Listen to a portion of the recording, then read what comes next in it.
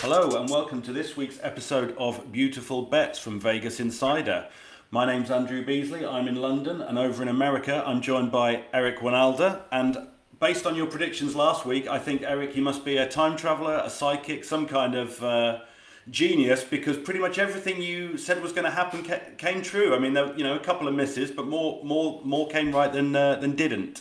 Well, I think the one that really surprised me the most was the Bayern game. Having I had Bayern as to win that thing, but I actually had it right, 2-1 after 90 minutes. But a red card to Kingsley Coman and some crazy, frantic last minute just throw the kitchen sink and hope for the best. And it ended up being a goal by Antonee Modeste, but. That was crazy. That to me, it was crazy. Very proud of the Bochum. VfL Bochum does beat Frankfurt. They got their first victory on the year, and not a lot of people believe that could happen. But I guess that's the insider part. When you know about that, you played for the club, you know what kind of trip that is for Frankfurt. You can give those kind of I don't call it a guess, like those kind of predictions. And yeah, it was a good week. It was a good week. The only one that really beat us up was Arsenal didn't do the Arsenal. They actually figured it out and won a game. I don't like the way they won the game. I don't think that was a penalty kick at all. And I've got my issues with VAR when it comes to that. Great game. Horrible way to lose if you're Liverpool, and you know that better than most. That must have been a tough watch. But it actually factors into my thinking this week. I've got Liverpool as a winner, and a lot of people don't think that that's going to happen. So we'll get into that in a minute. Yeah, absolutely. I think probably your most accurate prediction, you had Chelsea to beat Wolves 3-0, Christian Pulisic to score or assist. That all came in. He did get a goal. Graham Potter, his new manager, has claimed the high wide left position is where he can attack the back line, is the best role for him. Do you agree with that, or how do you think that Chelsea should get the best out of Pulisic? Well, a couple of things are happening, and this has got all American fans in a tizzy because they don't see him in the starting lineup, and then they start complaining. There's so many games in between now and November 9th. I don't even know what the exact number is anymore, but a couple of weeks ago it was 13. That's a lot of games. That's a lot to manage for Graham Potter. So what we've seen is this kind of shuttling back and forth between Gallagher and Sterling and trying to figure out who's going to be the better option on the day. That's actually good management. If you really look at the numbers, Pulisic is going to end up playing one game a week, which I'm fine with. If people would just calm down and realize that fact, they'll be okay. Putting him out on the left is where he belongs. That is where he has been most effective. When he comes in on the right and he's able to combine, that's how he got his goal. He's comfortable shooting with his left. He didn't have the best of first halves. Had a couple of had a header and another one on the left foot that he snatched at. But to see him score didn't surprise me at all. And it will be the case over the course of the next couple of weeks that he doesn't play every game. He's going to play. He's going to sit out. They're going to have the European fixture. They're going to figure that how they're going to keep themselves away from injury, to be honest. We saw Reece James kind of fell into that category this week. But it's a tough thing to manage. Putting him out on the left is the right move. And letting him get a game a week is perfectly okay. If with this guy's history, and you think about it, as many injuries as he's had in the past, I don't think we want him playing every 3 days. That's going to equate to an injury and limping into the World Cup, and nobody wants that.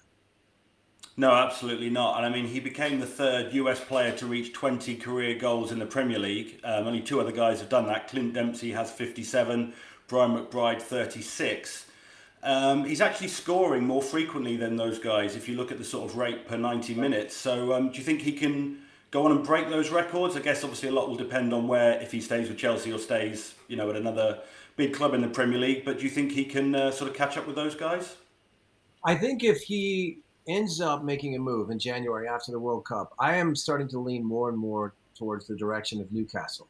Things that I'm hearing about the money that they're going to splash. Is interesting. I don't think Leeds, for example, would be a good spot for him.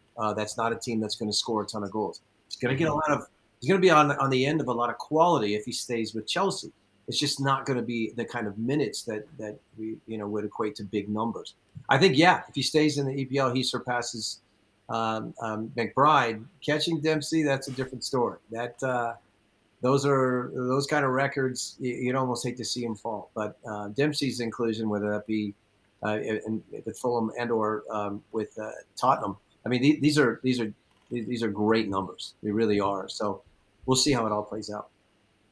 Yeah, definitely, and we'll talk a bit more about the Premier League later on. But it's also a big weekend in Germany this weekend because we've got first against fourth and second against third. So very big games at the top of the table. That's Union Berlin against Borussia Dortmund and Bayern Munich against Freiburg. Where do you want to go with that? Really, I mean, I think Bayern versus Freiburg, is that the more interesting of the two games for you? Yeah, only because Freiburg has been so good on the road. But these two clubs, if you didn't know, are very close proximity to each other. The Black Forest isn't too far away from Bayern. But looking at what they've been able to do, meaning Freiburg on the road, okay? So that's kind of where I'm going with this. And then at the end, I'm going to surprise you with my prediction. But they've been very good on the road. They were able to get a win against Stuttgart. They've tied a couple occasions. They did take out Leverkusen, but that's not as impressive as it should be because Leverkusen's got all kinds of issues. But they had Hoffenheim. They were able to snatch a point there. This will be different. The trip to Bayern has never really suited them. They've had a couple of wonderful results, if you might say. Strich is a great coach, and he's a motivator. But this one, they go down. And I think it's going to be a 4-1. I think the train continues. We saw him take the foot off the pedal yesterday in the European competition where they're ahead 4-0. Goretzka's getting 2 goals. Sane looks the part. They were able to make the appropriate substitutions.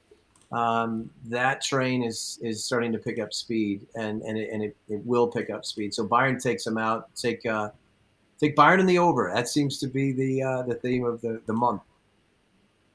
Yeah, and it seems to be a theme of that fixture as well. When you look at the last few seasons, Bayern have won the last 3 meetings, but Freiburg have scored every time. 2-1, 2-1, 3-1. 1-1 draw before that.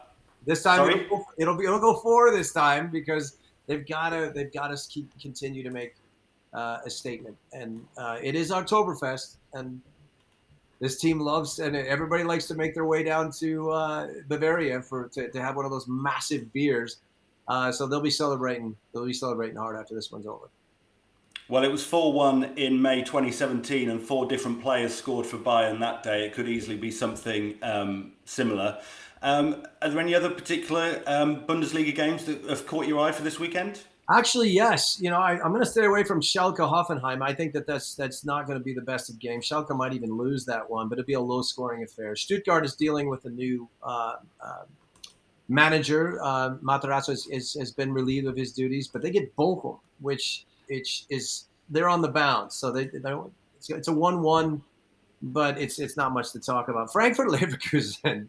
These two teams are a mess right now. Xabi Alonso has taken over. He thought that he saw a great team in the 4-0 victory over Schalke, but that was Schalke. Frank Kramer and his group, they looked so bad. They need to figure it out, or it's going to get a lot worse. But Frankfurt Leverkusen is interesting because Alonso's just was reminded yesterday of how bad his team is against Porto, and I think that it's screaming for a bounce, and Frankfurt is there for the taking. But this one will be a high-scoring tie. To be honest, it'll be a 2-2. Nobody knows how to win over there.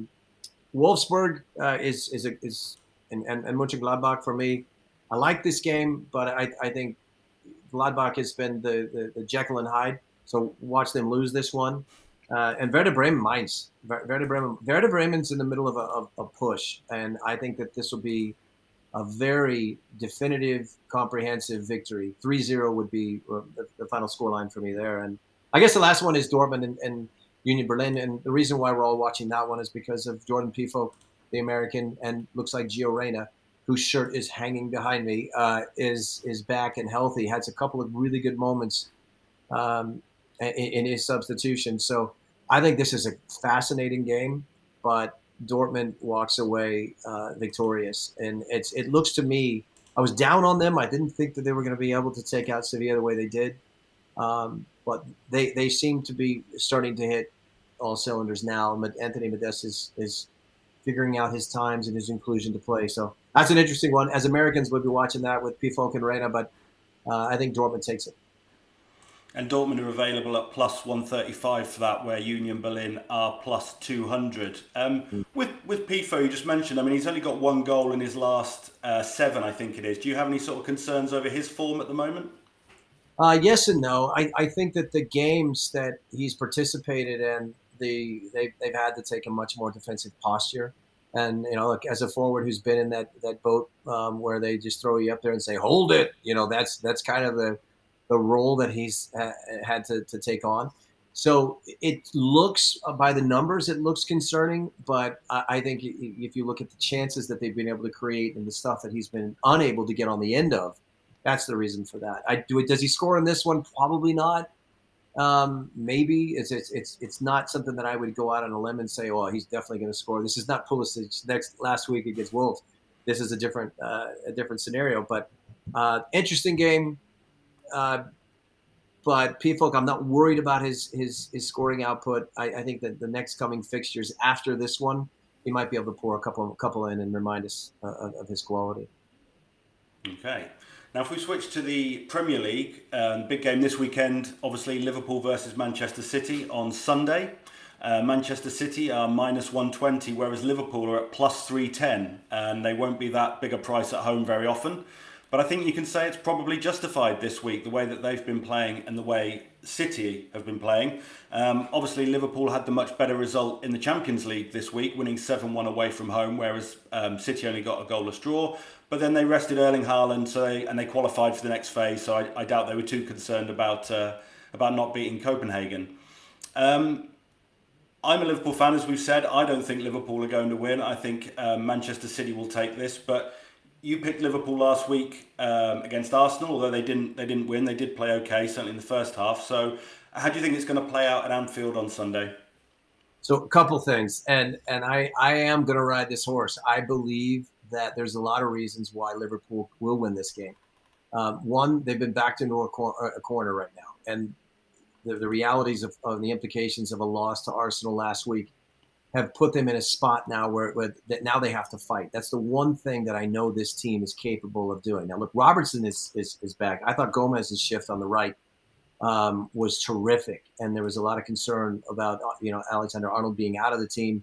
What does that mean? Gomez looked the part, and the assist to me is something that has been missing over the course of the first couple of weeks. Great to see Nunez back on the sheet as well. But when you look at the way that game finished, Henderson comes out, Thiago comes in, Salah comes in, and he scores 3 goals in 10 minutes. This is a scenario that could prove to be the turning point in their season. Manchester City, the 0-0 against Copenhagen, you can look at it from that lens. But playing that long with 10 men, that takes a lot out of your body. And yeah, they got the extra day's rest. However, I think the faucet is going to be turned off.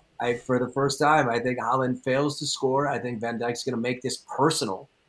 And it's going to be an epic battle, a phenomenal game. As much quality as they have, it's not going to be their day, and Liverpool is going to get back on track, and this will be the turning point. I will go so far as to say high-scoring affair in the sense that there'll be 5 goals in this game, but I do see Liverpool taking it, and I think there's just too much at stake. It's going to be an absolute lightning rod walking into that stadium for the players.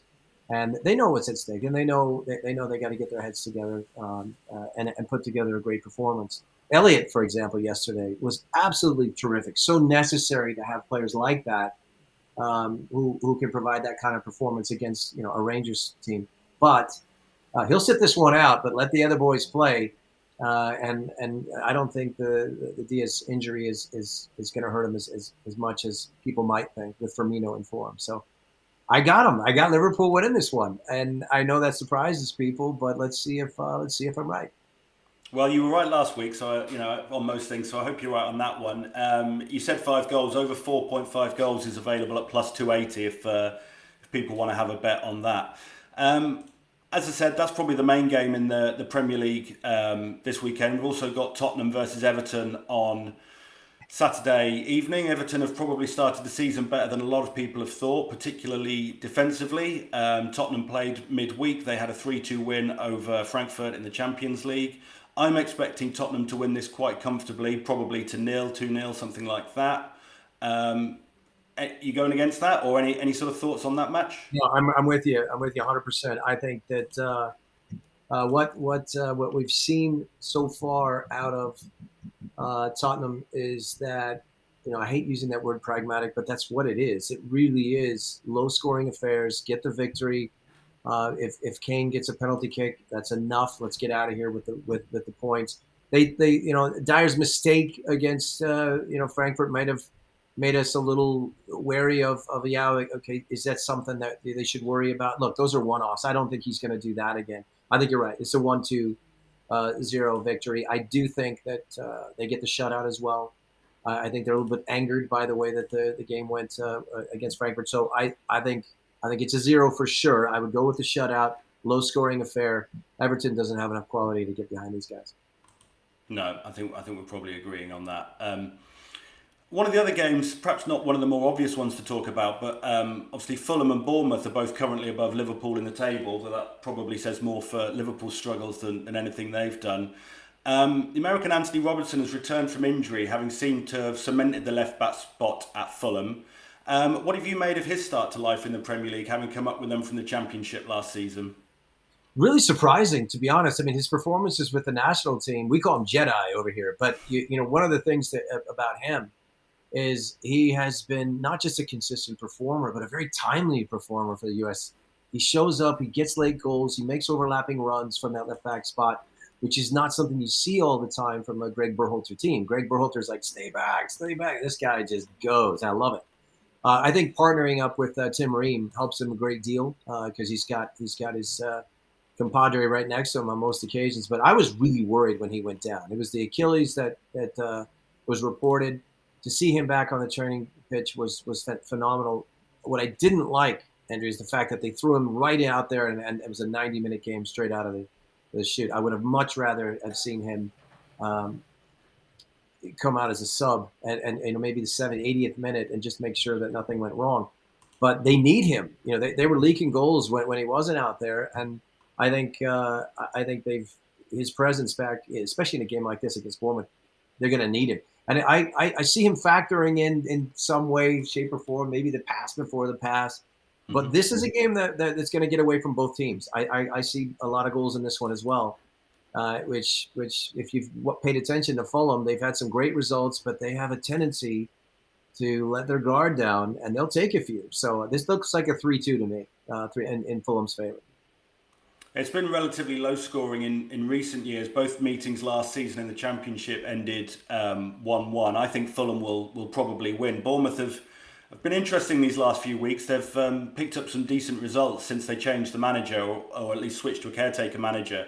But I think they've been a bit lucky with some of their games to get their results. So I'm on Fulham for this one. But me too. I got Fulham, but I do think that the managerial change, as well as if you're looking at this game, this isn't Chelsea over there. This isn't Tottenham. This isn't Arsenal. It's not Liverpool or Man City. It's a game that you've had a big red circle on it all year and said to yourself, okay, if we're going to win a game away this year in your Bournemouth camp, that would be it. That's the game where we really got to go for it. And I think they will. I think they're going to let the reins go and see what happens. And it'll be a great game. I'm hoping. I hope I'm right about that, but Fulham does take it. Okay, and are there any other fixtures in England this weekend that have caught your eye? Well, I mean, I don't want to talk about Leicester. I don't think anybody does. It's been a mess. Wolves and Forest look like a sleeper. The only one that really stands out to me, and I guess the bold prediction that I made about 3 weeks ago, is I don't see Leeds winning a game in October. And even you look at their fixtures with Fulham looming and whatnot, I just don't see it. And I'm really worried about Jesse Marsch as a manager. Arsenal is their next opponent. They will lose this game, probably 1-3, maybe 1-2 if you're looking at it that way. Although we can go back and say Leeds was able to really put some hurt on Chelsea earlier this year, and people are saying, well, this is going to be more of the same. I don't see it. I really don't. And there's been a lot made of the Americans' inclusion there, with Aronson and Adams, and how much how well they started and how much they've slowed down.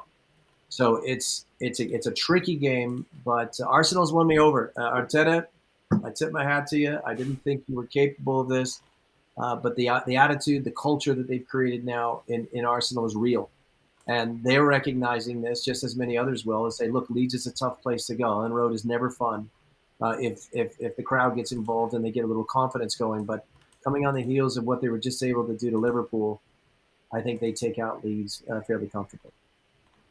Yeah, I'm with you on that. I think one other interesting game for me this weekend is Manchester United against Newcastle United, purely because it's sort of two teams who've had reasonable starts to the season, not really sure which way they're sort of going yet. Every time you think Manchester United have maybe picked up some form, they get a bad result. And Newcastle haven't lost many, but they haven't won any either. So I think that's one where both teams will score and there'll be quite a few goals, but I wouldn't want to call it. I think Manchester United will probably win as they're at home, but I think that actually could be quite an entertaining game.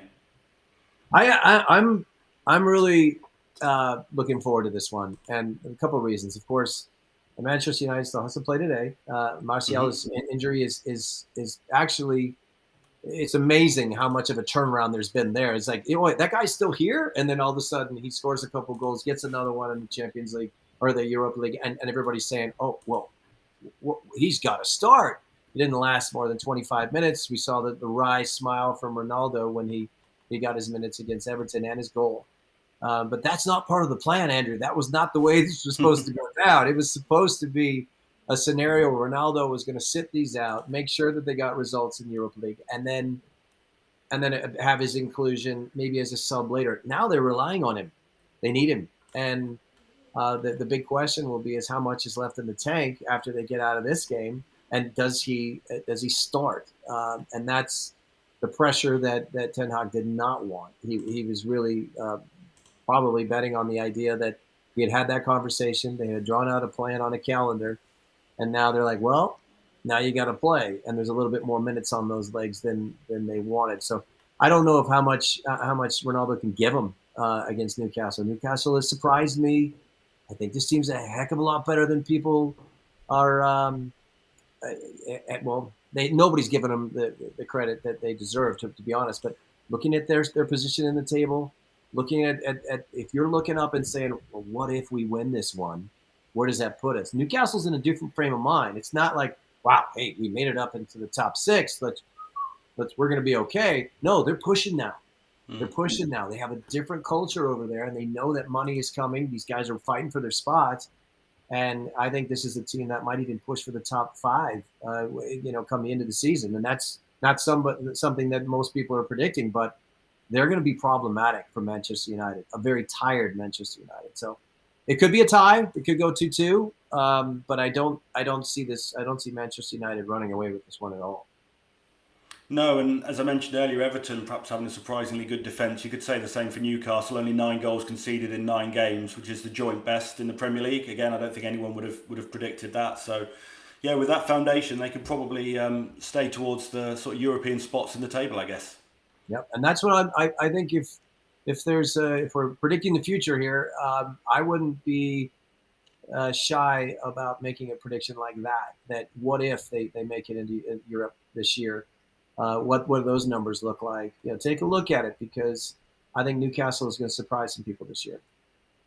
Yeah, and of course with their financial backing, they will probably look to make some signings in January as well, you would expect. Well, it's coming out, man. They're going to splash some cash, especially if they're able to win the next couple of fixtures and really be in contention.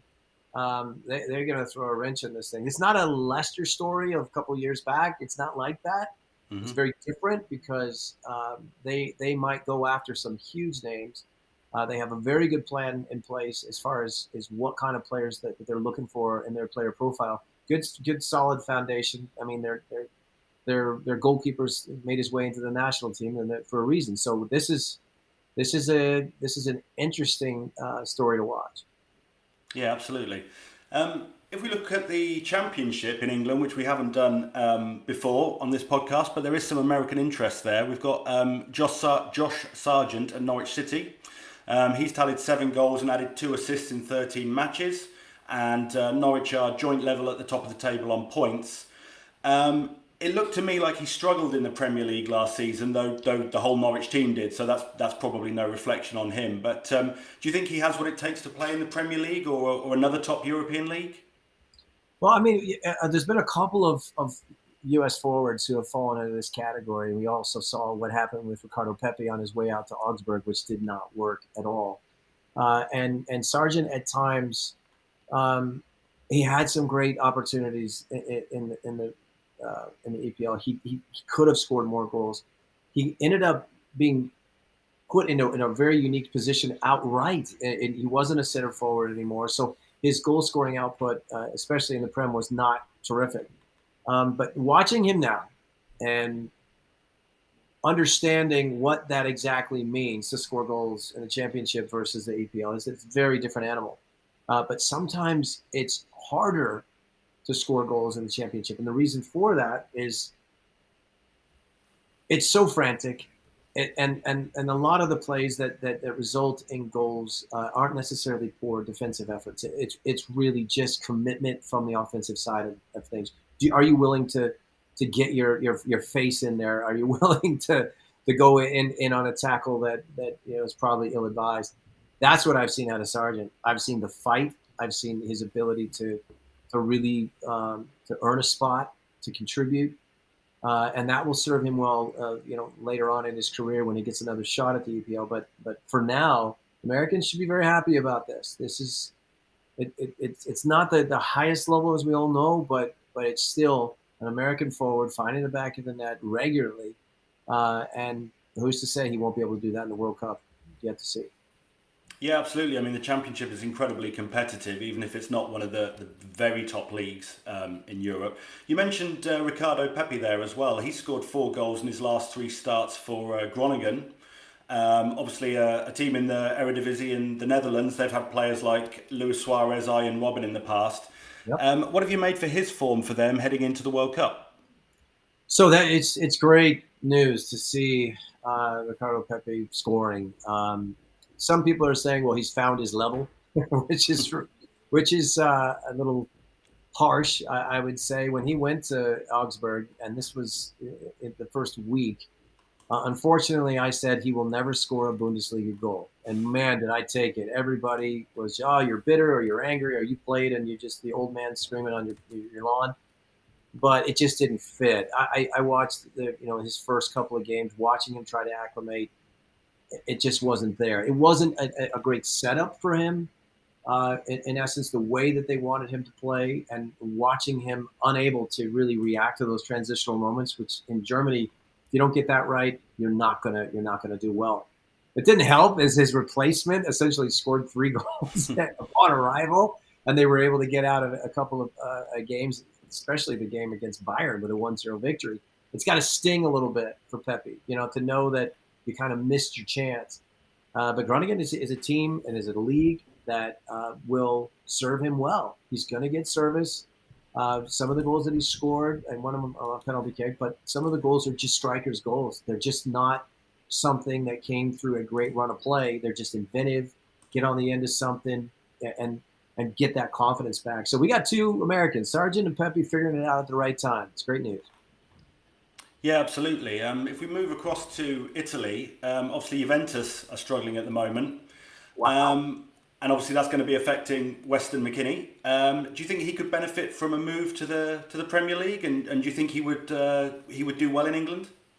I think he would. I think one of if you look at the starting point for Weston, coming to Schalke, really earning his spot, and participating in some real games that gave him the confidence. His inclusion with the national team, he's acted up a few times, meaning he's thrown some parties. He's got himself in trouble with the national team coach, was sent home.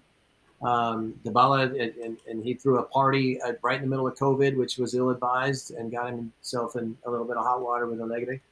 But what is happening over at Juventus right now is very strange. Allegri is panicking. And I've never seen him flip systems this much.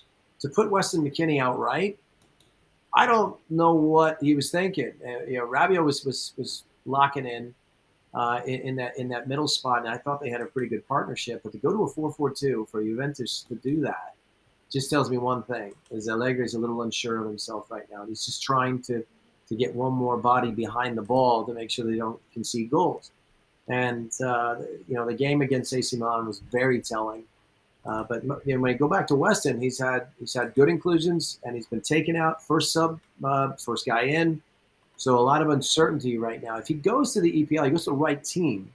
Who's to say it might be Newcastle? I'm all over that right now. But he would be a great addition to some of the middle tier teams in the Prem. And if it happens, I think his game, now that he's had a couple of years under his belt in Germany and in Italy, if you're going to go learn how to play defense, go to Italy, and get your tactics right. Get the technique and everything is always going to be important. He has that, but understanding the framework of good defense, go to Italy, and then take it to the Prem. That would be a pretty good plan. Yeah, absolutely. I mean, you mentioned AC Milan there because they beat Juventus 2-0 last week. Sergiño Dest has started just one of 8 games across all competitions for them this season. Is that a concern ahead of the World Cup? Should be, yeah.